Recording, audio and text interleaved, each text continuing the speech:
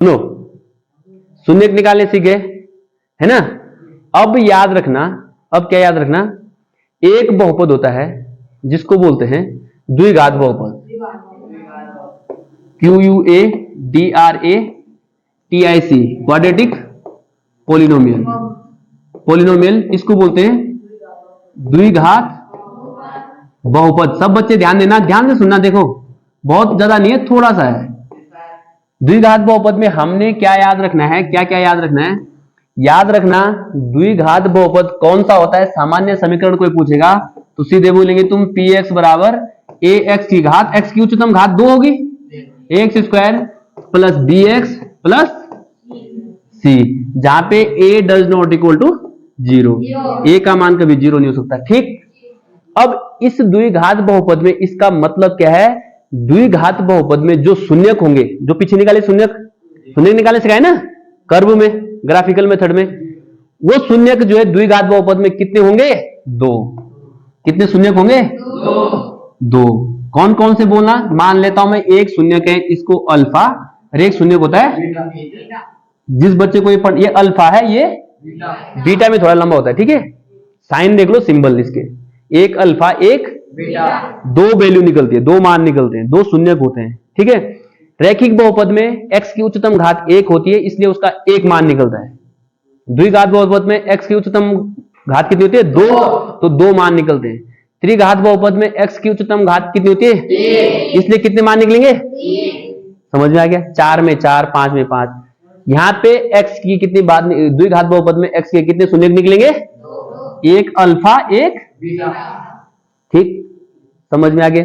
और ये A B C, ये क्या है, ए बी सी क्या है, ए बी सी ये है गुणांक, गुणांक किसके, एक्स स्क्वायर, एक्स और गुणांक, इनको बोलते हैं कोफिशिएंट, कोफिशिएंट, कोफिशिएंट। ठीक है, समझ में आ गया।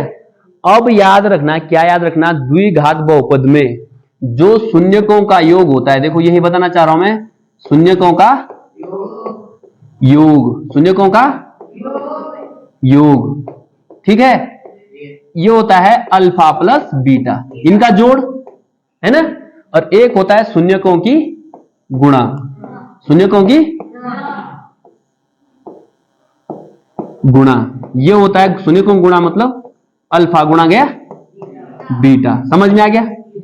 ये क्या होता है, इनके साथ गुणाकों के साथ क्या संबंध होता है इनका, एबीसी के साथ इनका क्या संबंध है, तो द्विघात बहुपद में जो शून्यकों का योग होता है वो होता है ऋण b बटे a।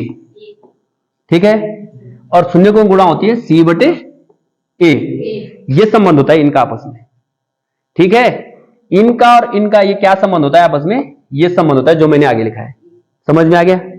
शून्यकों का योग और जो दो शून्यक हैं उनका गुणांकों के साथ क्या संबंध होता है, वो ये होता है कि अल्फा प्लस बीटा शून्यकों का योग ऋण b बटे a, और शून्यकों की गुणा अल्फा गुणा गया बीटा c बटे। क्लियर है, कितना क्लियर है, समझ में आ गया। ये आपने याद रखना है, ये आपने ठीक है। अब देखो थोड़ा सा और थोड़ा सा है, ज्यादा नहीं है। इसी प्रकार त्रिघात बहुपद में, किसमें, त्रिघात बहुपद में, त्रिघात बहुपद मतलब क्यूबिक पोलिनोमियल, क्यूबिक पोलिनोमियल में त्रिघात बहुपद कौन सा होता है, पहले देख लो।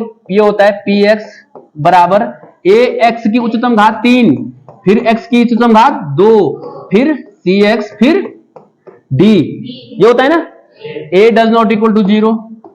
इसमें क्या होता है, शून्य को, इसमें कितने शून्यक निकलेंगे, कितने शून्यक निकलेंगे इसके, 3, alpha beta gamma, gamma alpha beta gamma. ठीक है, 3 शून्यक निकले।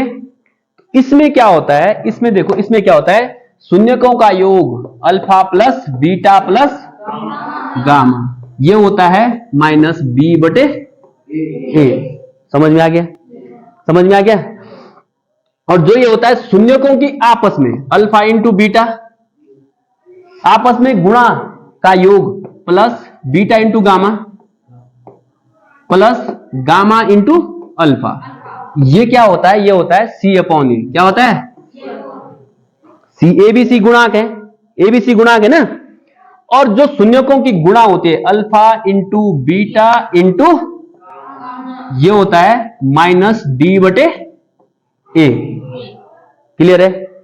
ए बी सी क्या है देखो, ए बी सी डी क्या है? गुणांक। ए बी सी डी क्या है? इनका इनके साथ क्या संबंध होता है? अल्फा बीटा गामा के साथ गुणांकों का शून्यकों के साथ क्या संबंध होता है? त्रिघात बहुपद में गुणांकों का शून्यकों के साथ क्या संबंध होता है? तो ये होता है, ये होता है। और द्विघात बहुपद में शून्यकों का गुणांकों के साथ क्या संबंध होता है? ये होता है। क्लियर है? समझ में आ गया? समझ में आ गया? इतना क्लियर कर लेना आप। ठीक है, इसके बाद हम क्वेश्चन आंसर लगाएंगे। ठीक है।